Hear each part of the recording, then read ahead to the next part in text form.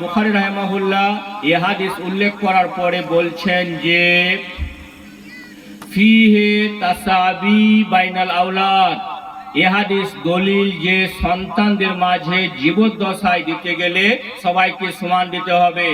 তাহলে যারা গার্জিয়ান রয়েছেন আমরা তাদের দৃষ্টি আকর্ষণ করছি, যদি সম্পত্তি জীবদ্দশায় দিতে চাই তাহলে আমাদেরকে উভয়কে সমান দিতে হবে, কন্যা এবং পুত্রকে সমান দিতে হবে। কম বেশি করে দেওয়ার কোনো সুযোগ নেই। যদি কম বেশি করে দেওয়া হয় সেটাকে জুলুম বলা হলো। আর মরে যাওয়ার পরে আলাদা নিয়ম। মরে যাওয়ার পরে কেমন নিয়ম? সূরা নিসা 1 নম্বর 11, লিযাকারি মিসলু হাজ্জিল উনসাইন, পুত্রের জন্য দুইজন কন্যার সমপরিমাণ অংশ, অর্থাৎ পুত্র যা পাবে কন্যা তার হাফ পাবে, অথবা দুজন কন্যা যা পাবে পুত্র একাই তাই পাবে। এটা নিয়ম মরে যাওয়ার পরে। কিন্তু জীবদ্দশায় যদি গার্জেন সন্তানদের কিছু উপহার দেয় তাহলে সবাইকে সমানভাবে দিতে হবে। এটা কিন্তু গার্জেনদেরকে খেয়াল রাখতে হবে। তাহলে কি বুঝলাম? জীবদ্দশায় সম্পত্তি বন্টন হবে না। জীবদ্দশায় আমরা যেটা দেব সেটাকে হাদিসের পরিভাষায় বলা হয় হেবা। এক্ষেত্রে কন্যা পুত্র উভয়কেই সমান দিতে হবে। আমরা গার্জেনরা যেন কম বেশি করে না দিই, যেন আমরা এটা মনে না করি যে আমার একটা সন্তান পঙ্গু আছে, ওকে যদি বেশি জমি না দিই ও কি খাবে। এখানে প্রথমেই হাদিস উপস্থাপন করে বলেছি যে খাওয়ানোর দায়িত্ব আপনার নাই, বরং খাওয়ানোর দায়িত্ব সৃষ্টিকর্তা আল্লাহ তাআলা নিয়েছেন। ওমা মিন দাব্বাতিন ফিল আরদি ইল্লা আলাল্লাহি রিজকুহা, ভূপৃষ্ঠে যত জীব বিচরণ করছেন তার রুজির দায়িত্ব হলো আল্লাহ তাআলার। সুতরাং আমরা সন্তানদের খাবার নিয়ে টেনশন করতে গিয়ে কোন সন্তানকে কম করে কোন সন্তানকে বেশি করে লিখে দেব, এটা আমাদের জন্য হারাম হারাম হারাম হারাম। এখন যদি কোনো গার্জেন এটা করে থাকেন, যেহেতু এটা এমন একটা নিয়ম, যদি কোনো ব্যক্তি এই কাজটা করেছেন সৃষ্টিকর্তা রব্বুল আলামিন তাকে চিরস্থায়ী জাহান্নামে রাখবেন। এই জন্য আমি আবেদন করব যে যদি কোনো গার্জেন এটা করে থাকেন তাহলে আপনি আপনার সব সন্তানদেরকে ডেকে সুষ্ঠু মীমাংসা করে তারপরে আপনি ধরা থেকে যাবেন, নতুবা কিয়ামতের দিনে এর কড়া শাস্তি হবে। কারণ আল্লাহ রাব্বুল আলামিন স্বয়ং বলেছেন ইদখিলুহু নারান খালিদান ফিহা, আল্লাহ তাআলা ওই লোকটাকে চিরস্থায়ী জাহান্নামে প্রবেশ করাবেন। এখানে একটা জিনিস আমরা বুঝি যে কুরআন এবং হাদিসে যেখানে মুমিনদের ব্যাপারে চিরস্থায়ীর কথা উল্লেখ করা আছে, এখানে চিরস্থায়ী বলতে বোঝানো হয়েছে তুলে জামান, অর্থাৎ দীর্ঘ সময়। মানে হলো যে যদি কোনো ব্যক্তি জীবদ্দশায় তার সম্পত্তি বন্টন করে যায়, জীবদ্দশায় সম্পত্তি সন্তানদের মাঝে কম বেশি করে লিখে দেয়, তাহলে তার ঠিকানা চিরস্থায়ী জাহান্নাম। এখানে চিরস্থায়ী বলতে বোঝানো হয়েছে তুলে জামান, দীর্ঘদিন জাহান্নামে থাকবে। যেহেতু আপনি রবের নিয়মের উপরে হস্তক্ষেপ করেছেন, তখন রব যতদিন চাইবেন আপনাকে জাহান্নামে রাখবেন, অতঃপর আপনাকে একদিন জান্নাতে প্রবেশ করাবেন। কেন জান্নাতে প্রবেশ করাবেন? এই জন্য জান্নাতে প্রবেশ করাবেন যে আমি যে নামাজ পড়েছি, রোজা রেখেছি এবং অন্যান্য আমল করেছি, যদি সন্তানদের মাঝে সম্পত্তি লিখে দিয়ে যায় তাহলে কি আমার ওই আমলগুলো বাতিল হবে? না। শরীয়তে কেবলমাত্র একটা আমলের কথা উল্লেখ করা হলো, যে কাজটা করলে তার পূর্বের সব আমল বাতিল হবে, সেটা হলো শিরিক করা। আমরা আল্লাহর সাথে কাউকে শিরিক করলাম, তাহলে আমার পূর্বের যত আমল আছে সব আমল বাতিল। কোনো আমল আল্লাহর কাছে গ্রহণযোগ্য নয়। দলিল সূরা জুমার আয়াত নম্বর 65, আল্লাহ তাআলা বলেন ওয়ালাকাদ উহিয়া ইলাইকা ওয়া ইলাল্লাযিনা মিন ক্বাবলিক, হে নবী মুহাম্মদ সাল্লাল্লাহু আলাইহি সাল্লাম, আপনার কাছে ওহী করা হয়েছে এবং আপনার পূর্বে ওহী করা হয়েছিল, লাইন আশরাকতা লা ইয়াহবাতান্না আমালুক, যদি তুমি শিরিক করো তোমার সব আমল বাতিল। কাকে বলছেন? আল্লাহ রাব্বুল আলামিন বলছেন ওই মানুষটাকে যাকে তিনি নির্বাচিত করে রাসূল করেছেন, যার পূর্বের এবং পরের সব গুনাহ আগে থেকে মার্জনা করে দেওয়া হয়েছে, ক্ষমা করে দেওয়া হয়েছে, গুফিরাল্লাহু তাকাদ্দামা মিন যামবিহি ওয়া মা তাআখারা, যার পূর্বের এবং পরের সব গুনাহকে মাফ করে দেওয়া হয়েছে। সেই আল্লাহ রাব্বুল আলামিন বলছেন তার রাসূলকে, লাইন আশরাকতা লা ইয়াহবাতান্না আমালুক। হে নবী মুহাম্মদ সাল্লাল্লাহু আলাইহি সাল্লাম, আপনি যদি শরীক করেন তাহলে আপনার সব আমল বাতিল। কি বুঝতে পারলাম? তাহলে শিরিক করলে আমল সব বাতিল হবে, অন্যান্য আমল করলে বাতিল হওয়ার কথা উল্লেখ নেই। যদি বেদাত করা হয় সেটা গ্রহণযোগ্য হবে না, সে কথা ভিন্ন। তাহলে এখানে বুঝতে পারলাম যে যদি কোনো ব্যক্তি জীবদ্দশায় সম্পত্তি বন্টন করে যায়, তিনি চিরস্থায়ী জাহান্নামে থাকবেন। এর অর্থ হলো দীর্ঘদিন জাহান্নামে থাকবেন, অতঃপর রব তাকে মাফ করে তার যে নেকি আছে এই নেকির বদলে সে একদিন জান্নাতে প্রবেশ করবে। এক কথায় ভাই মুসলিম, সম্পত্তি বন্টন এটা আল্লাহ তাআলা করেছেন। আপনি আল কোরআনুল কারীমে 3 জায়গাতে পাবেন। যাদের কাছে বাংলা কোরআন আছে দেখে নিতে পারেন। সূরা নিসা আয়াত নম্বর 11, আয়াত নম্বর 12, আয়াত নম্বর 176। 3 জায়গাতে সম্পত্তি বন্টন করা আছে। আমি মরে যাওয়ার পরে আমার সম্পত্তি কে কত পাবে এটা সৃষ্টিকর্তা আল্লাহ তাআলা ভাগ করে দিয়েছেন। সুতরাং আমরা যেন জীবদ্দশায় সম্পত্তি বন্টন না করি, এটা আমাদের জন্য হারাম। যদি প্রয়োজন হয় তাহলে কন্যা পুত্র উভয়কেই সমান দিতে হবে। অতঃপর তাতাআল্লাকু বিতারিকাতিল মাইয়াতি হুকুকুন আরবাআতুন মুরাত্তাবাতুন, আমি যখন মরে যাব মৃত ব্যক্তির ত্যক্ত সম্পদ পর্যায়ক্রমে 4 ধাপে বন্টন হবে। নাম্বার 1, কোথায় দলিল রয়েছে? সহিহ বুখারী হাদিস নাম্বার 1274। এখানে মুহাদ্দিস সম্রাট ইমাম বুখারী রাহিমাহুল্লাহ ইব্রাহিম আন-নাখাই, তিনি একজন তাবেঈন, তার কওল উল্লেখ করে বলেছেন যে ক্বালা ইব্রাহিম আন-নাখাই রাহিমাহুল্লাহ তাআলা বলেন, ইবদাউ বিল কাফানে, যখন কোনো ব্যক্তি মারা যাবে তার সম্পদ সবে প্রথম শুরু হবে তার কাফন দিয়ে। সুম্মা বিদাইনে, অতঃপর তার ঋণ পরিশোধ হবে। সুম্মা বিল ওয়াসি, অতঃপর তার ওসিয়ত পূরণ হবে।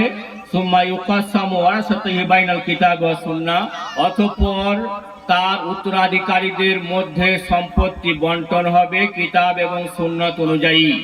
তাহলে বন্টনের কথা আসছে 4 নম্বর ধাপে। জীবদ্দশায় সম্পত্তি বন্টনের কোনো সুযোগ নাই। সবের প্রথম বন্টন কি হবে?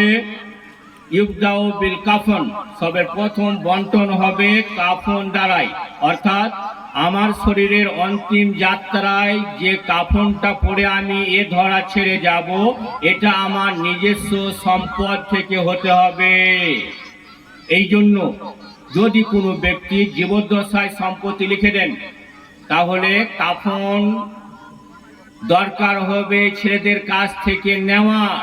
বরং এটা উচিত, যেমন ইমাম বুখারী রাহিমাহুল্লাহ বাব নির্ধারণ করেছেন, আল কাফানু মিন জামিউল মাল, একজন ব্যক্তির কাফন হবে তার সম্পূর্ণ মাল থেকে। আমরা চেষ্টা করব এবং বলে যাব, ওসিয়ত করে যাব। আগেকার যুগে অনেক বুড়ো এবং বুড়িকে আমরা বলতে শুনেছি যে তারা কিছু টাকা আলাদা করে রেখে দেয় এবং বলে, যখন আমি মরে যাব তোরা এই টাকাটায় কাফন কিনবি সন্তানদের বলে যায়। তারা খুব সন্দেহ, খুব ভালো কাজ করেন। দলিল সহিহ বুখারী হাদিস নাম্বার 1265। হাদিসের বর্ণনাকারী আব্দুল্লাহ ইবনে আব্বাস রাদিয়াল্লাহু তাআলা আনহু, তিনি বলছেন, আকবালা রাজুলুন হারামান মা রাসূলিল্লাহি সাল্লাল্লাহু আলাইহি সাল্লাম, একদা এক ব্যক্তি আল্লাহ রাসূল সাল্লাল্লাহু আলাইহি সাল্লামের সাথে হারামে আসছিল। ফাখাররা আন বাঈরিহি, লোকটা তার উট থেকে পড়ে গেল। ফাউকিসা ওয়াকসান, লোকটা গুরুতর আঘাত পেল। ফামাত, অতঃপর মারা গেল। আল্লাহ রাসূল সাল্লাল্লাহু আলাইহি সাল্লাম বললেন, ওয়াগসিলুহু বিমাইন ওয়া সিদরিন, তোমরা এই ডেড বডিটাকে গোসল দিবে কুল পাতা মিশ্রণ করে। কারণ কুল পাতার এক ধরনের লালা আছে যা বডি, যা পরিষ্কার করতে সাহায্য করে। তাহলে কুল পাতার রস মিশ্রিত পানি দিয়ে গোসল দেওয়ার কথা হলো। এখানে উদ্দেশ্য হলো যে যাতে ডেড বডিটা ক্লিন হয়, পরিষ্কার হয়। যদি আমরা গ্রামে বাস করি, আমাদের কাছে কুলপাতা পাওয়াটা খুব দুরূহ ব্যাপার নয়, কিন্তু যারা টাউনে বাস করেন তাদের কাছে কুলপাতা পাওয়াটা খুব দুরূহ ব্যাপার। যদি তারা তার জায়গায় সাবুন ইস্তেমাল করেন, মুহাদ্দিসিনে কেরাম হাদিসের উপরে আমল হবে বলেই কথা উল্লেখ করেছেন। যেহেতু এখানে আল্লাহ রাসূল সাল্লাল্লাহু আলাইহি ওয়াসাল্লামের উদ্দেশ্য হলো যে বডিটাকে পরিষ্কার করা, তাহলে যখন কোনো ব্যক্তি মারা যাবেন আমরা তাকে গোসল দেব। গোসল দেওয়ার পানিটা তৈরি করব হালকা গরম করে, কুল পাতা মিশ্রিত করে। ওয়ালবিসুহু বিসাওবাইহি, এবং যে দুটো কাপড় এই লোকটা পরে আছে, যেহেতু আলোচনা হয়েছে লোকটা আল্লাহ রাসূলের সাথে হারামে যাচ্ছিলেন, মানে তার কাছে এক জোড়া সেলাইবিহীন কাপড় ছিল, ওই কাপড়ে করেই তাকে কাফন দিতে বলা হলো। আল্লাহ রাসূল সাল্লাল্লাহু আলাইহি সাল্লাম চাইলে তিনি কিন্তু কাফনের ব্যবস্থা করতে পারতেন, তিনি ব্যবস্থা করেননি। এই হাদিস উল্লেখ করার পরে আল্লামা ইবনুল কাইয়্যিম রাহিমাহুল্লাহ উল্লেখ করছেন যে আল কাফানু মিন জামিইল মাল, একজন ব্যক্তির তার সম্পূর্ণ মাল থেকে, তার নিজস্ব মাল থেকে কাফন হতে হবে। ভাই মুসলিম, আমরা যখন মরে যাব তার আগে সন্তানদের ওসিয়ত করে যাব, আমি যখন মরে যাব আমার নিজস্ব সম্পদ থেকে আমার অন্তিম যাত্রায় যে কাফনটা হবে সেই কাফনটা তোমরা যেন ব্যবস্থা করো আমার সম্পদ থেকে। আর লিখে দিলে তো সেটা হবে না। এই জন্য অতঃপর তিনি উল্লেখ করছেন লিআন্না হামজাতা ওয়া মুসাব ইবনে উমাইর লাম ইউকাফান লাহুমা ইল্লা সাওবুন ওয়াহিদুন, কেননা হামজা রাদিয়াল্লাহু আনহু এবং মুসাব বিন উমাইর ইনারা দুজন হলেন আরবের সবচাইতে, পৃথিবীর সবচাইতে শ্রেষ্ঠ বংশ, কুরাইশ বংশের সম্ভ্রান্ত বংশের ব্যক্তিত্ব।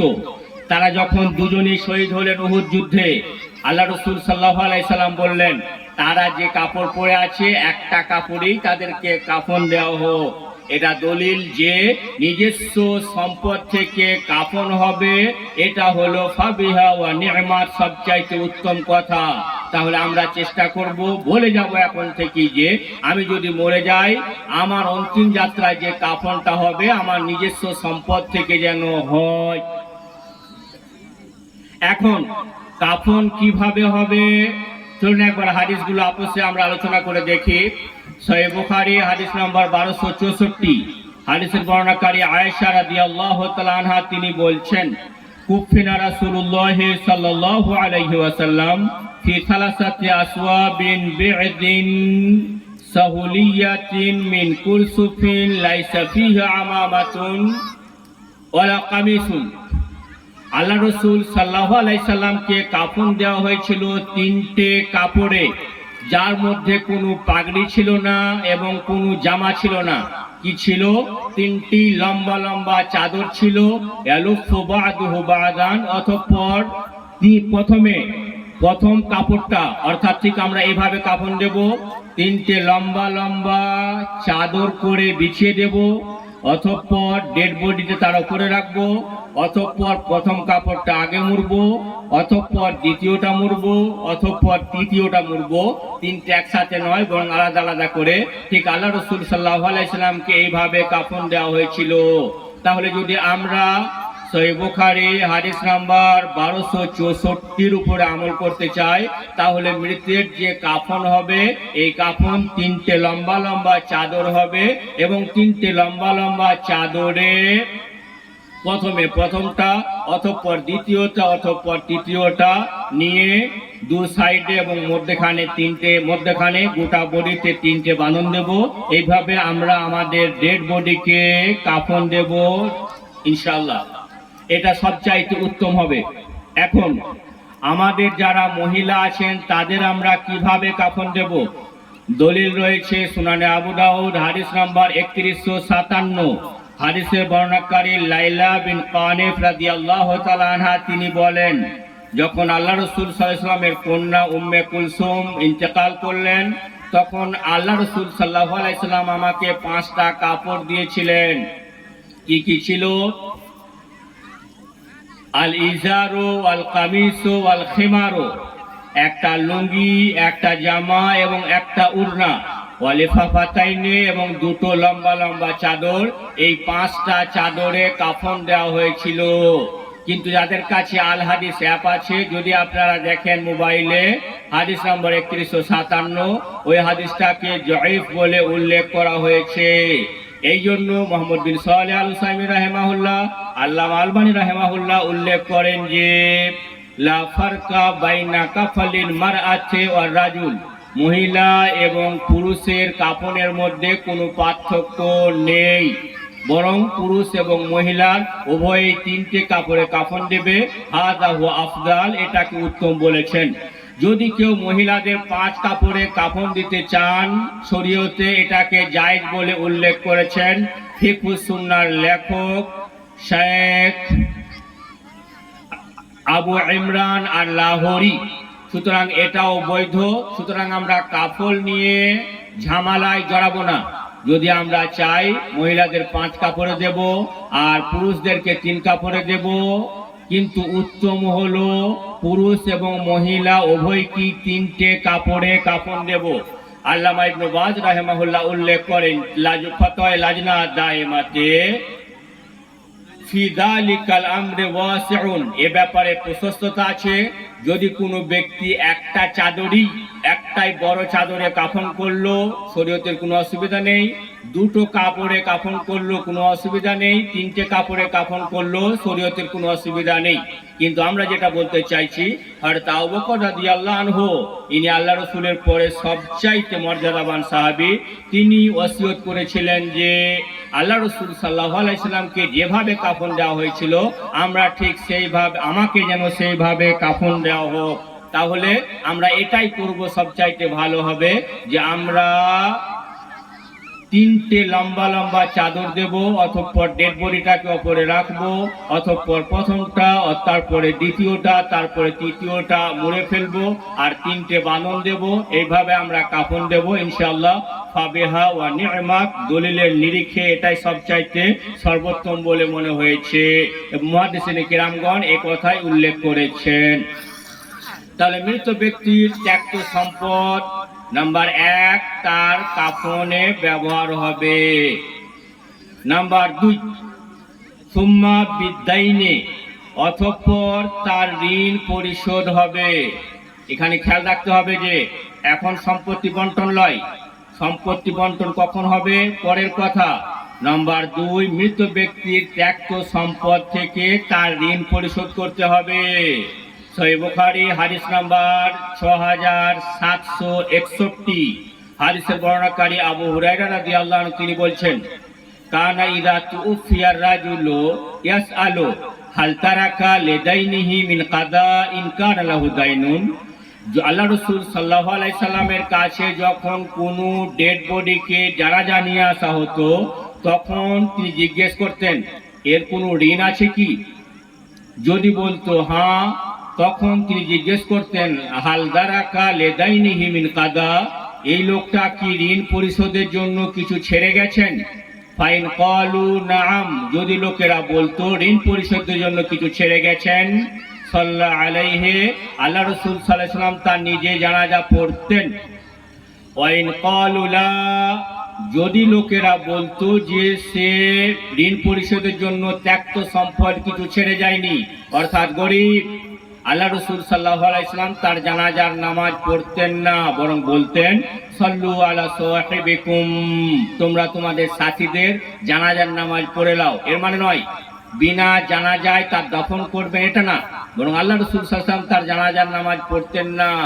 কেন পড়তেন না? এই জন্য সহিহ মুসলিম হাদিস নম্বর 1876, হাদিসের বর্ণনাকারী আব্দুল্লাহ বিন আমর রাদিয়াল্লাহু আনহু, তিনি বলেন ক্বালা রাসূলুল্লাহ সাল্লাল্লাহু আলাইহি সাল্লাম, আল্লাহ রাসূল সাল্লাল্লাহু আলাইহি সাল্লাম বলেন ইয়াগফিরুল্লাহু লিশ-শাহীদি কুল্লা যামবিন ইল্লা দাইনা, আল্লাহ তাআলা শহীদ ব্যক্তির সব গুনাহ মাফ করে দেন, কিন্তু ঋণের গুনাহ ব্যতি রেখে। একজন ব্যক্তি যদি শহীদ হয়ে যান, তার সোজা লোকটা জান্নাতে চলে যায়, তার রূহটা, কিন্তু তার যদি ঋণ থাকে তাহলে তার ঋণ পরিশোধ করা ব্যতীত আল্লাহ তাআলা ওই লোকটাকে মাফ করবেন না। কেন করবেন না? এটা হলো হুকুকুল ইবাদ, বান্দার হক। যতক্ষণ না আমি বান্দার হক আদায় না করব, বান্দা যদি মাফ না করে সেটা আল্লাহ তাআলা মাফ করবেন না। এই জন্য সুনানে নাসাই হাদিস নাম্বার 4886 আল্লাহ রাসূল সাল্লাল্লাহু আলাইহি সাল্লাম বলছেন, ওয়াল্লাযী নাফসি বিয়াদিহি, শপথ ওই সত্তার যে সত্তার হাতে আমার প্রাণ রয়েছে, ওয়ালাউ আন্না রাজুলান কুতিলা ফি সাবিলিল্লাহি, যদি কোনো ব্যক্তিকে হত্যা করা হয়, সুম্মা উহিয়া অতঃপর জীবিত করা হয়, সুম্মা উহিয়া অতঃপর তাকে আবার জীবিত করা হয়, সুম্মা কুতিলা অতঃপর তাকে হত্যা করা হয়, মা দাখালাল জান্নাতা হাত্তা ইউকদা আনহু, যতক্ষণ না তার ঋণ পরিশোধ হবে।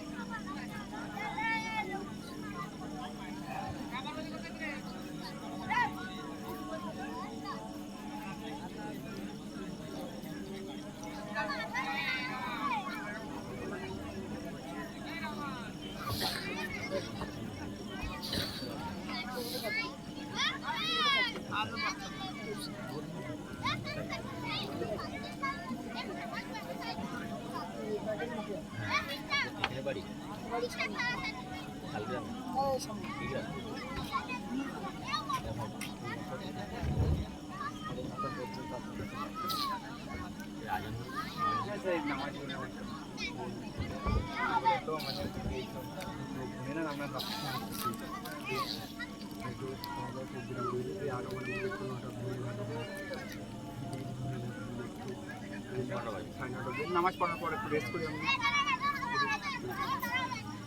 আর আমি জ্বরটা প্রবলেম কোনো অসুবিধা নেই, আমরা দিয়ে আসছি আমাদের বড় যদি থালায় যেখানে হয় দিয়ে আমি যেখানে যাবো খাওয়া দাওয়া বুঝতে পারছি না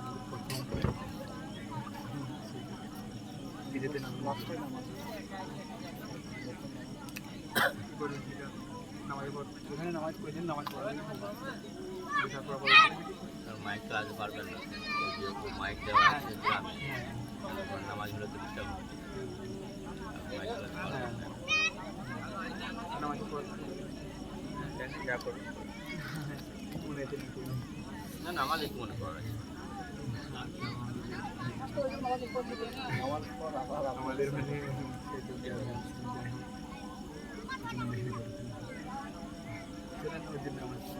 তাহলে বলেছেন দুপুরে চলে আসছেন নামাজ